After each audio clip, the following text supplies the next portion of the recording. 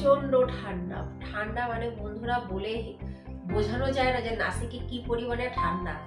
এই সকালবেলাটুকুই মানে এই 8টা-10টা পর্যন্তই এই ঘরটাতে একটু রোদ পাওয়া যাবে, তাছাড়া সারা দিনে এক ছিটে ফোঁটা রোদ নেই। ওই জন্য সকালের রোদটা আমি নেওয়ার চেষ্টা করি। নমস্কার আমার প্রিয় ইউটিউব পরিবার, তোমরা সবাই কেমন আছো? আশা করছি তোমরা সবাই অনেক ভালো আছো, সুস্থ আছো। আমিও ভালো আছি। আমি সুপ্রিয়া। আমি তোমাদের সবাইকে আমন্ত্রণ জানাই নাসিকের ঘরকন্যার আরেকটি নতুন ব্লগে। যে প্রান্ত থেকে আমার ভিডিওটি, আমার ব্লগটি দেখছো, আশা করছি তোমরাও সবাই অনেক ভালো আছো। পুরো বাড়ির মধ্যে রান্নাঘরই এমন একটা জায়গা যেটা শীতকালে আমার সবথেকে বেশি পছন্দের, যেখানে ঠান্ডাটা বেশ কম লাগে আর ওখানে থাকতেও বেশ ভালো লাগে। যখন মাঝে মাঝে যা যা মনে পড়ছে সেগুলো তোমাদের সাথে শেয়ার করছি। তো আজকে হঠাৎ মনে পড়লো কলকাতা থেকে নিয়ে এসে আমশক্ত। তো এই দেখো, অনেকটাই আমশক্ত দিয়েছিল মা, অনেকটাই খেয়েছি, বাকি রয়েছে এটা।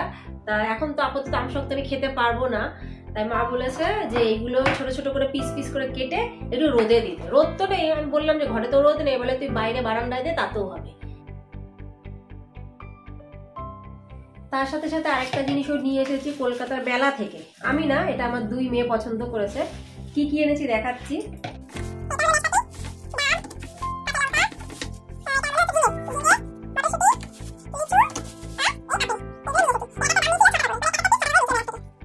এটাও নিয়ে আসলাম কলকাতার মেলার থেকে।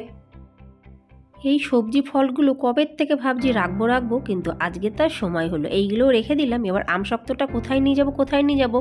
বারান্দায় তো দেওয়া যাবে না, এত পরিমাণে হাওয়া। তারপরে ভাবলাম যে খাটের পরেই দিই, যেটুকুনি রোদ মিলবে সেটুকুনি যথেষ্ট। শীতকালে বিছানা থেকে পা বাইরে রাখতে একদমই ইচ্ছা করে না, কিন্তু কোনো উপায় নেই, করতে তো হবেই। আর নাসিক আজ 2-3 দিন ধরে প্রচণ্ড মাত্রায় ঠান্ডা পড়েছে, মানে সেটা বলে বোঝানো যাবে না। কিছুদিন বেশ এই ঠান্ডাটা চলবে, আবার আস্তে আস্তে করে একটু কমবে। এই যে টুপিটা দেখতে পাচ্ছ বন্ধুরা, এটা কিন্তু আমার বিয়ের আগের টুপি। এটাকে বউ টুপি বলা হয়। এটা আমার বেশ পছন্দের।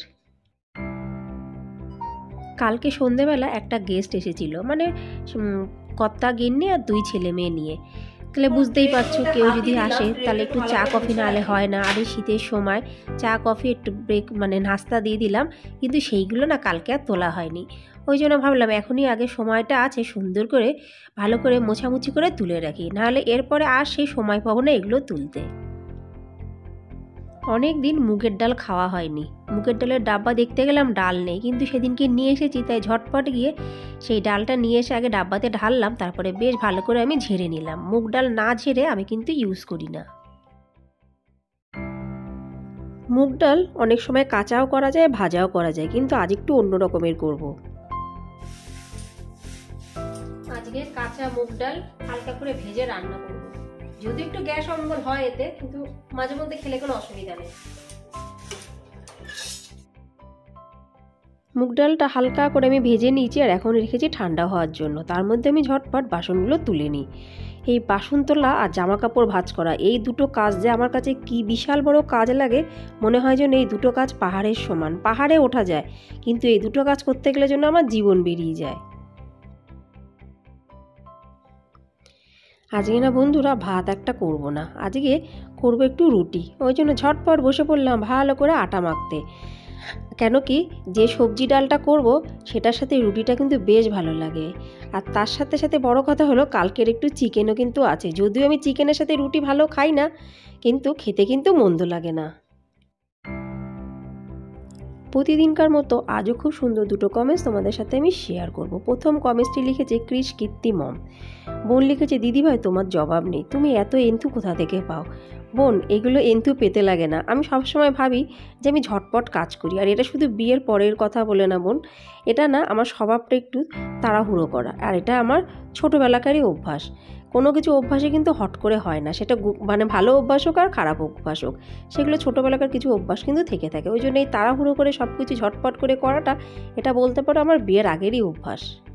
দ্বিতীয় কমেন্টসটি লিখেছে নীলিমার লাইফস্টাইল দিদিভাই। দিদিভাই লিখেছে, সুপ্রিয়া দিদিভাই তোমার ভিডিওগুলো বেশ ভালো লাগে, খুব সুন্দর লাগে। অসংখ্য ধন্যবাদ দিদিভাই, তোমরা সবাই যে আমার ভিডিওগুলো পছন্দ করো আর এত সুন্দর সুন্দর কমেন্টস লেখো, সবাইকে অনেক অনেক ধন্যবাদ, অনেক অনেক ভালোবাসা। আর এই দেখো, তোমাদের কমেন্টস পড়তে পড়তে আমার কিন্তু একটু খিদে পেয়ে গেছে।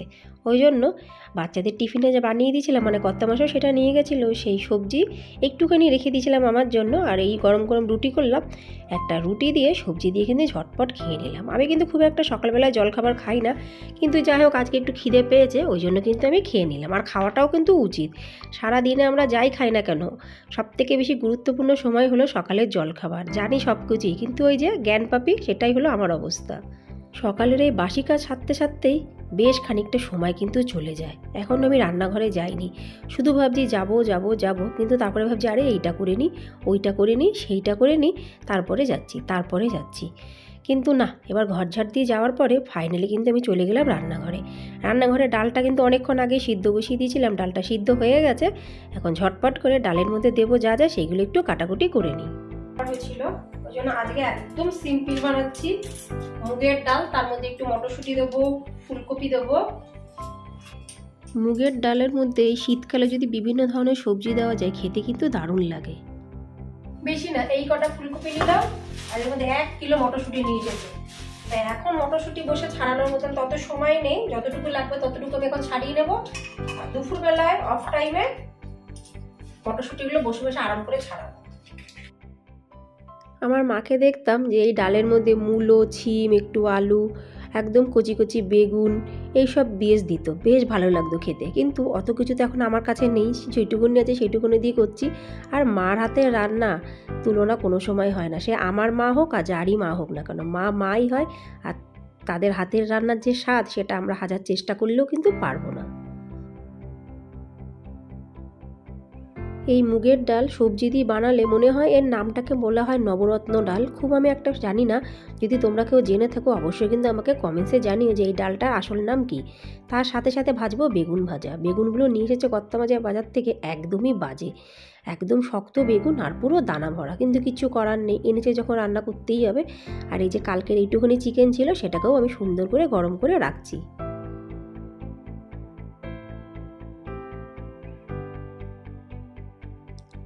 এক সময় বেগুন পাওয়া যায়, বেশ ভালো লাগে খেতে, কিন্তু এই যে বেগুনগুলো এবার বাজার থেকে নিয়ে আসলো, একটা বেগুনও ভালো না। 3টে বেগুন পেয়েছে, 3টের কোনোটাই কিন্তু ভালো না। কিন্তু অগত্যা ভাজা ছাড়া কিন্তু এই বেগুনগুলোর কোনো উপায় নেই।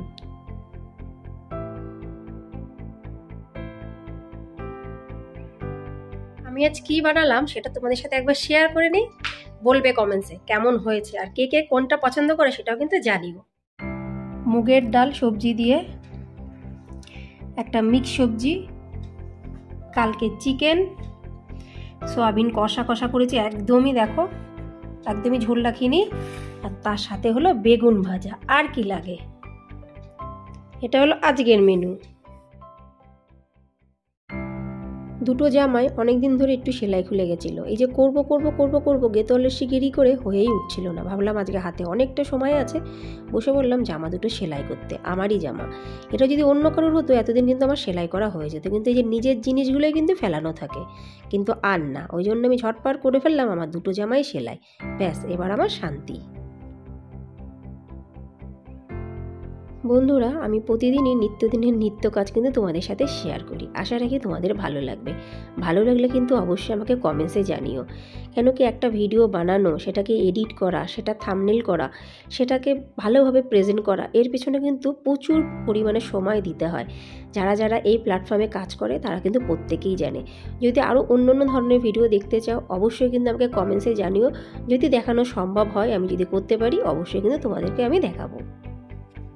বন্ধুরা, তাহলে আজকের এই ভিডিওটি এখানে সমাপ্ত করছি। আশা রাখছি তোমাদের ভালো লাগবে। ভালো লাগলে লাইক, সাবস্ক্রাইব, শেয়ার, কমেন্টস করে অবশ্যই আমার পাশে থেকো। কেন কি তোমাদের সহযোগিতা, সাপোর্ট ছাড়া কিন্তু আমি একদমই এগাতে পারবো না। তোমাদের ভালোবাসার আমার প্রয়োজন। তাহলে আজ এই পর্যন্তই, আবার দেখাবে পরবর্তী ব্লগে। ততক্ষণের জন্য নমস্কার।